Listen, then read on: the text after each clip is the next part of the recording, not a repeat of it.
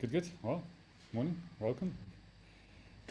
So this morning we're talking about respect. So yeah, I played the video to the four of us last week, so we won't play it again. But so respect yourself, respect others. I think that's what it's all about this morning. And do we need to? Should we? Perhaps. Yeah, respecting others and respecting yourself, which is more important.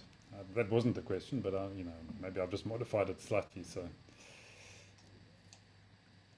Yeah, thanks, Ivan. We did talk about being true to ourselves last time, and if that was selfish, and recognizing that there is a role and a value that we put and we need to put on ourselves, respecting ourselves. Trevor made the point that respecting ourselves is the precursor to respecting others.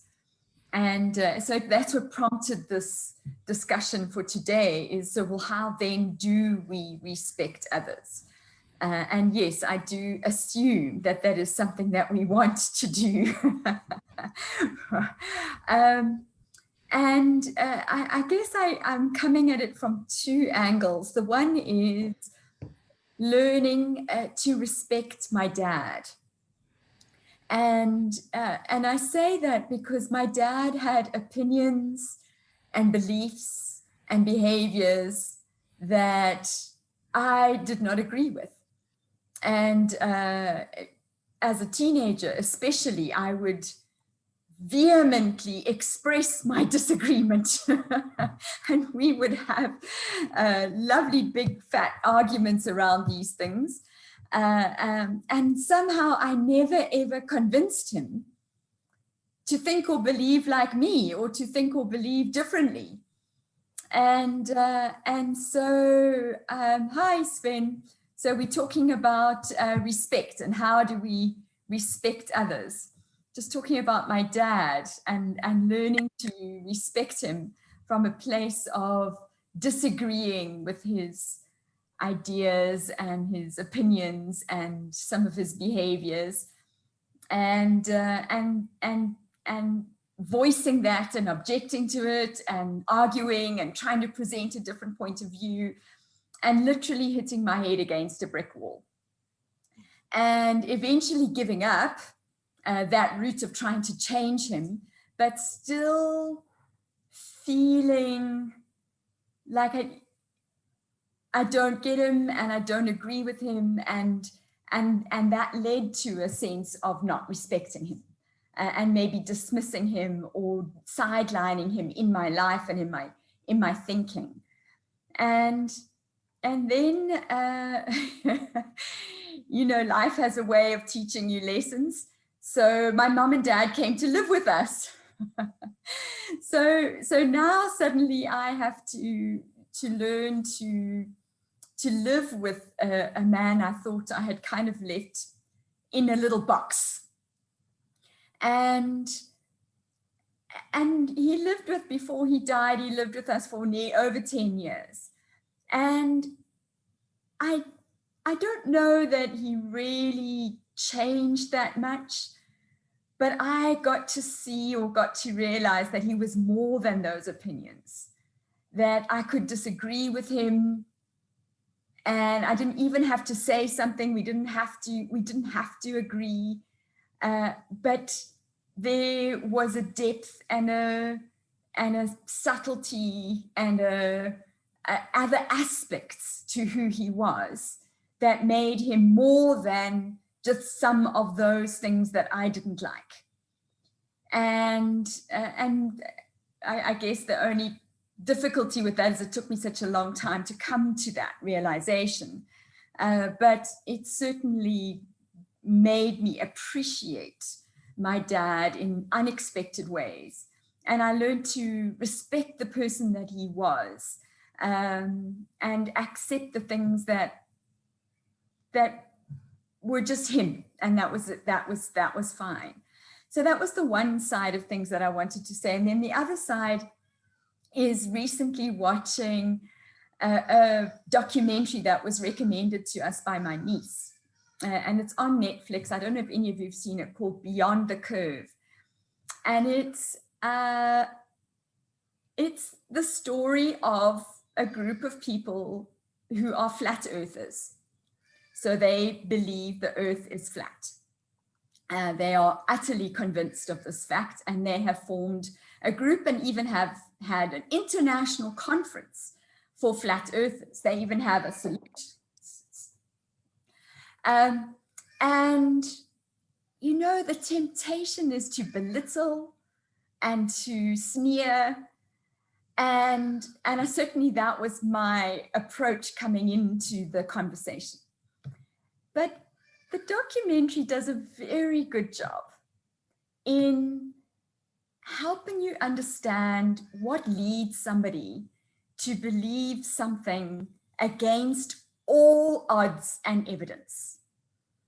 And to also approach people who believe something that's so out of your realm of what you think is possible, and to approach them with curiosity and with empathy.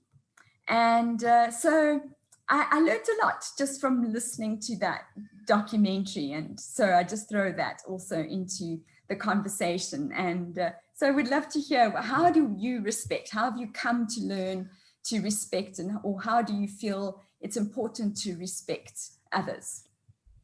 Thanks, Lisa. Yeah, there's one question that immediately comes up to mind, of course, we're talking about your Flat Earth International Conference. I assume they came from around the world, did they? So, yeah. Yeah, I must confess, there was a very funny scene that's not of a couple, both flat earthers driving in the car, following the GPS signals. That was hilarious. But that now goes against the very thing that I was trying to say. That's the challenge with respect, isn't it? So yeah, to respect or disrespect, does somebody deserve your respect, or do others deserve your disrespect? So yeah, it's an interesting question. So Sven, to respect or disrespect, that is the question. And it's a very good one, because I took some time to think about that, and I want to throw a curve before I really go into this, because one of my questions I had very recently, or in my work, is one of the things that people often say is like, I am who I am. You just have to take me who I am. And I raised that question: what does that actually mean, to take somebody as who this person is?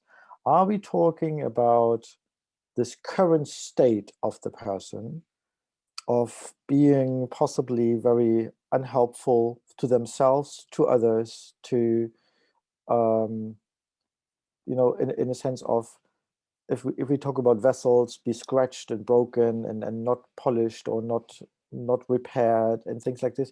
Are we talking about, I have to take you like this? Or are we talking about who I am as the person who's hidden inside, is still on the journey to be discovered, developed, to come out from the inside, and is the person that we are as the, in the sense of being created like that?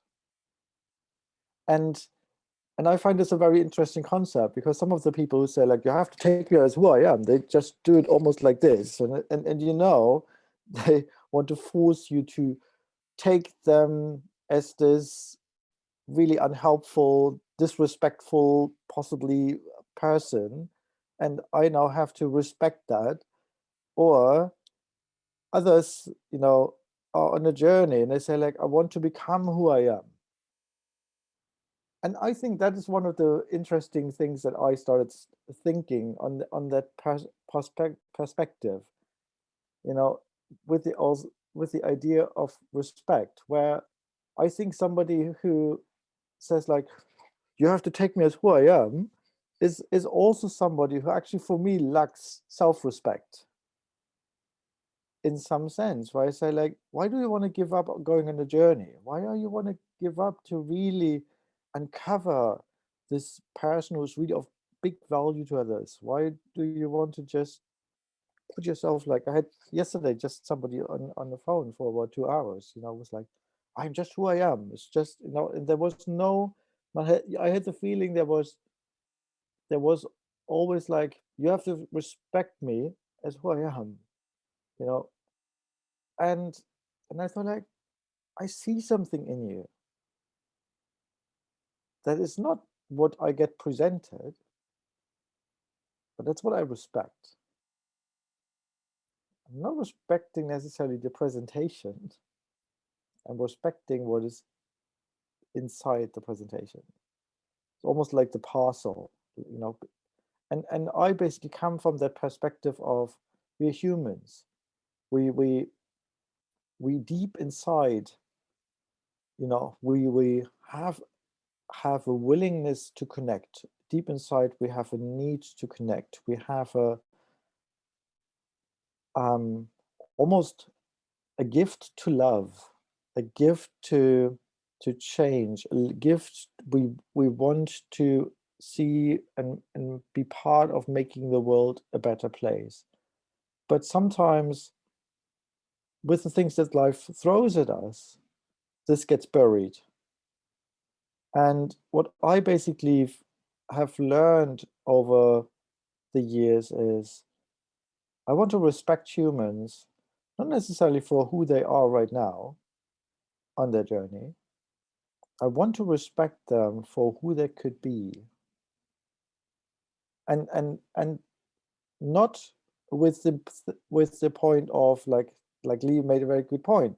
Do I only now respect the people who they could be when they're on the journey to discover this who they want to be, or am I willing to see that what they could be, but I am not forcing them to go there. And I think that especially the last year or two, where I've gone so deep inside me, realized how disrespectful I was to others and to me over many, many years, and really discovered, it's like, but I didn't want to be disrespectful. I didn't want to be unhelpful. I always wanted to be a person of value to others. And now, but there was so much stuff on, and I didn't treat people in the way they should have been treated, or I could have treated them. But after I've gone through such deep work inside, I see all these situations in a different light.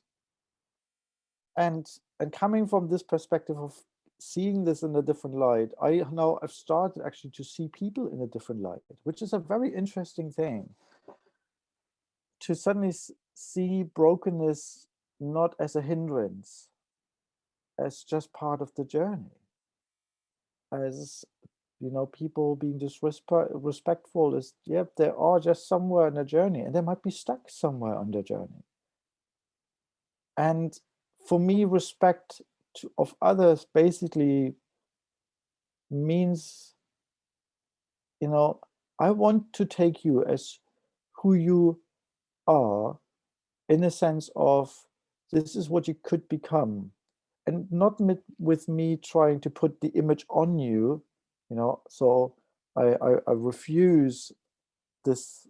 Sometimes in some Christian cultures, you have this kind of prophecy thing. You try to see people as who they are, and in the end, I think, I don't even want to go there.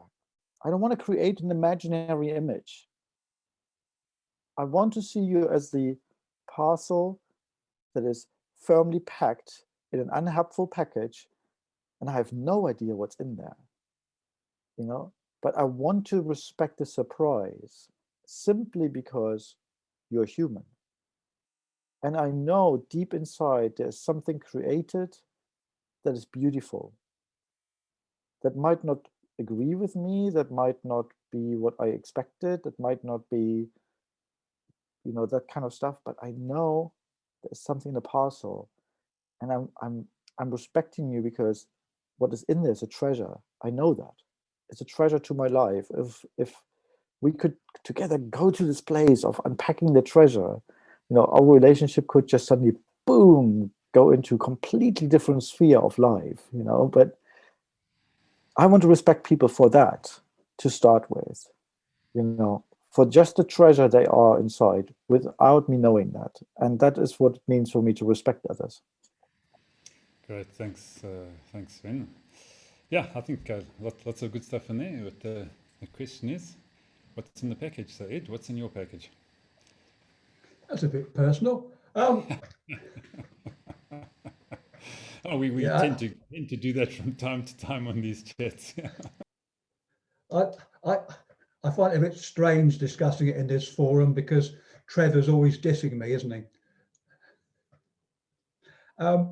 Yeah, when this subject came up, it suddenly reminded me of 2005 when Tony Blair, our then Prime Minister, introduced the respect agenda, and it was designed to combat antisocial behaviour. And it had all sorts of elements to it. But interesting enough, and it had an action plan and all that sort of stuff.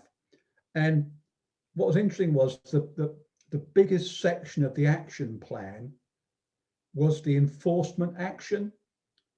And there were things like PNDs, penalty notice for disorder, where people were issued with this ticket saying, pay this fine because you've been naughty.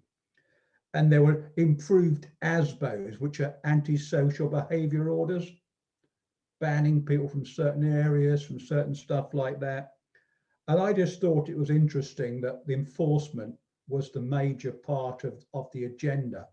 And then 2 years later, when Gordon Brown replaced Tony Blair, thankfully, it was withdrawn because I don't think you can impose respect.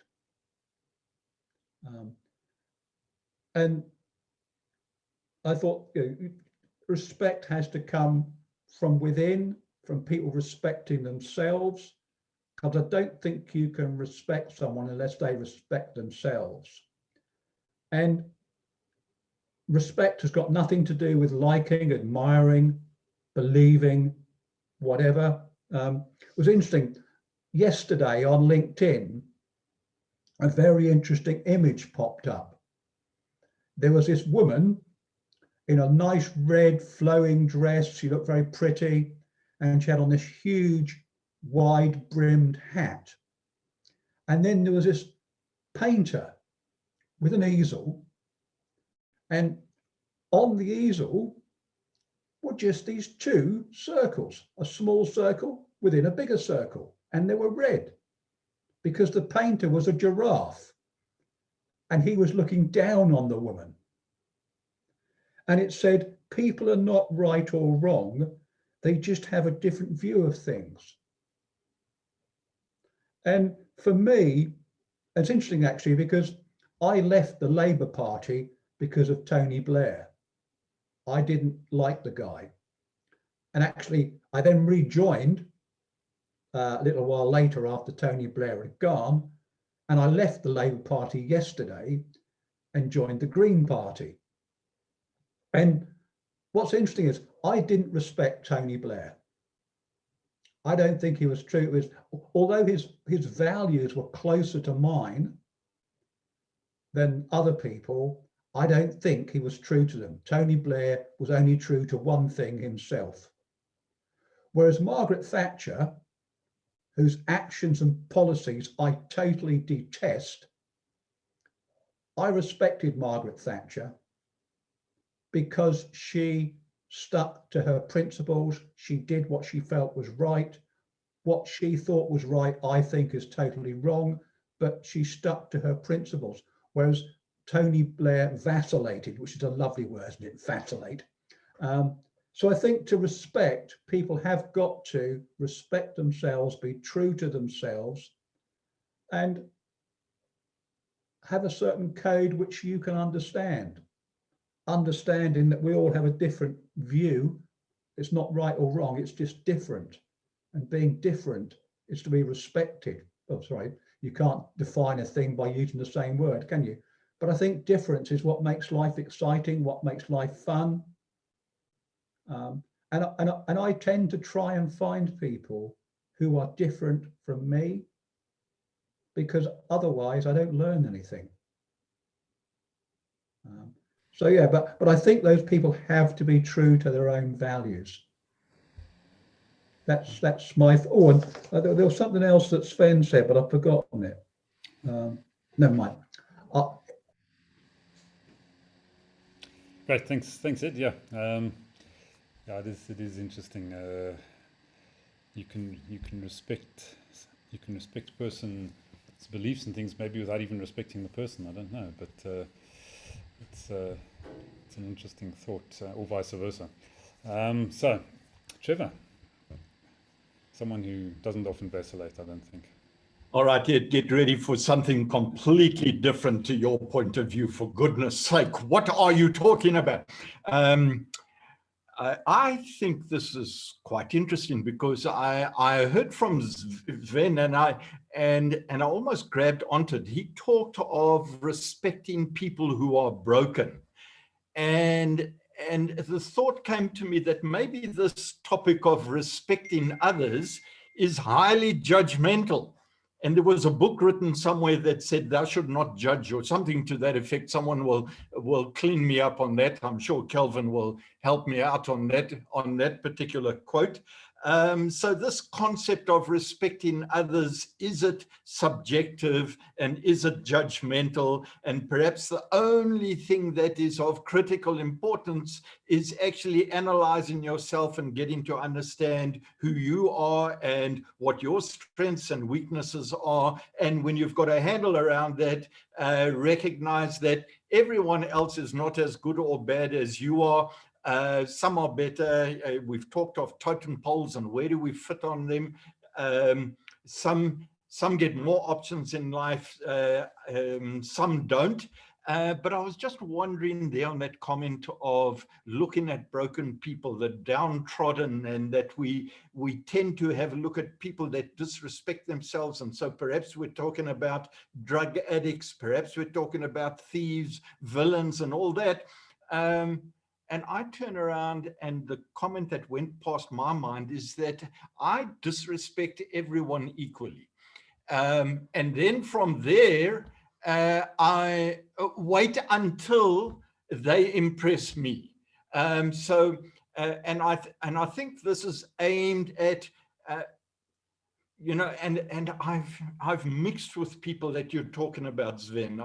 I've mixed with all the broken. I can't call myself broken, but I've been there, done that, got a couple of t-shirts, plenty of holes in it. You just need to know a little bit of that. But my focus is on those people who have leadership roles, those that are driving governments, those people who should know better, the people that we really truly want to respect, and they're a bunch of idiots, almost all of them. That's where my statement of don't praise people to the hilt. Don't think that when you walk into an enterprise, that guy sitting across the desk there that turns around and throws a coffee mug at a secretary or bullies her or something, that's the person you want to be because he commands respect in a financial district. It's all a load of codswallop. So I'm coming from this point of view of, should we not, at the first time that we actually meet people for the first time, disrespect them equally, which means you're giving them the opportunity to actually impress you or to actually confirm that they're not worthy of respect. So what does that make me, Ed? I'm sure you're going to have a label for me. Am I the total cynic when it comes to 7.8 billion people out there are not worthy of respect until they actually earn it? Am I a cynic? But I respect myself. Yeah, so that's an interesting question. But why should they try and impress you? So maybe Kelvin can answer that question. All right. Interesting one there, Trevor. I think it comes down to the reality that again, they say you trust people until trust is, abused. You give trust. And one of the fundamentals that I have discovered, I mean, a long time ago, I probably would just treat everybody the same way. In other words, say how I feel about you. If I think, something's wrong with you, or you're not right, I want to voice my opinion. And I must say, I actually came from a culture where we don't really, sometimes we hide our emotions, or no, we don't really say what we want to say, and we just keep it down. And obviously mixing with different cultures, that changed a bit. I could tell you how I feel. If even if I don't tell you face to face, I'll tell you by email or WhatsApp. Just tell you exactly how my reactions there, and make that known. Again, in my own personal growth and development and study, and especially when it comes to leadership, is vulnerable place. We have to trust people first. Leaders trust first. We respect people first, even before we respect it. We don't demand it. We give people what they should be given. There's a quote whilst Sven was speaking. There's a quote that came up that said by Johann Wolfgang von Goethe. I probably pronounced that wrong. It says, "Look at the man the way he is, and he only becomes worse. But look at him as if he were what he could be, then he becomes what he should be." Again, that's just like how we treat people, and again, if Trevor's a cynic, I don't know. What are my opinions there? I think again, I'm coming back to the same line. I respect your opinion, and again, I think that's where the line comes in. We respect people's opinion, who they are, what they say, how they see life. And again, understand that we might be at a different perspective, different line of different line of view, and that's okay. It's okay to have a difference in opinion. It's okay to have a different way of seeing life. As opposed to people saying the earth is flat, or the earth is round. Whatever. We just gotta accept that that's how they see life. Yeah. Again, I think the question is: do we get closer to them? Those we respect and those we don't respect. Do we stay away from them? Do we build a bridge to them? Do we align ourselves with them, or do we stay away? I think that's a question I probably want to put out there. Well, my thought is we respect people. In other words, give people the benefit of doubt. That's my thought. Yeah. Great, thanks, Colin. Yeah, it is an interesting topic, and I think the comment that Trevor put in the chat box there, respect is earned. It's not demanded, and it's not what's the word I'm looking for? It's not a default state, I think, in my mind. So if you've got to earn respect, then you've got to do something to earn it. So that's if it's coming towards me. So surely it's got to work the other way as well. So for you to earn my respect, you've got to do something that allows me to respect you. If you constantly doing things that don't earn my respect, why should I give you that respect? And I think you see too many people out in the world doing those sorts of things. They don't do anything to earn anybody's respect. So why should I respect them or respect their beliefs if they're constantly doing things that I find disrespectful? But maybe somebody else doesn't. So maybe somebody else will respect them. And I suppose that's where our leaders come from. Some people respect the leaders despite what they do, or maybe because of what they're doing. Not necessarily things that we think are respect worthy or trustworthy or leadership worthy, but we've certainly seen it in this country, and I'm sure it's not too different in other countries where people follow leaders that clearly are not doing the right kinds of things. Is it respect, or is it opportunism? If he can do it, or she can do it, maybe I can do it as well. So yeah, I think it's a complex question, and I certainly don't think that respect should be given by default. I think you give opportunity to people to be respected. So you don't necessarily disrespect them all equally, but as Trevor says, but you know, and that brings us on to the next the next comment about that Trevor made, and that's about judgment. Is either according respect or reserving respect a form of judgment? So do you actually judge, and do you have the right to judge? So what puts you in that position to actually make that call on an individual's life, their beliefs, their current situation? It's I think it's an extremely complex question, and at the surface it might seem simple, but as you scratch further, yeah, maybe not so simple. So those are my thoughts, Lee. So back over to you to wrap us up and see if we can find something respectful to talk about next week. It raises for me a question around unity. The incoming president now of the United States is saying one of his tickets was bringing unity to this divided nation. And you think about, Edward, you pointed out Myanmar and Ethiopia and various other factions that are warring, literally warring, and pulling people, families apart. And so is there a value to being unified? Or is difference something that we should rather celebrate? So what does unity mean, and what is the value of it? I think that's the question would love to throw around next week. So yeah, let's talk about unity, difference, making a difference to unify the whole world. There we go. That would be great. I'm going to stop recording.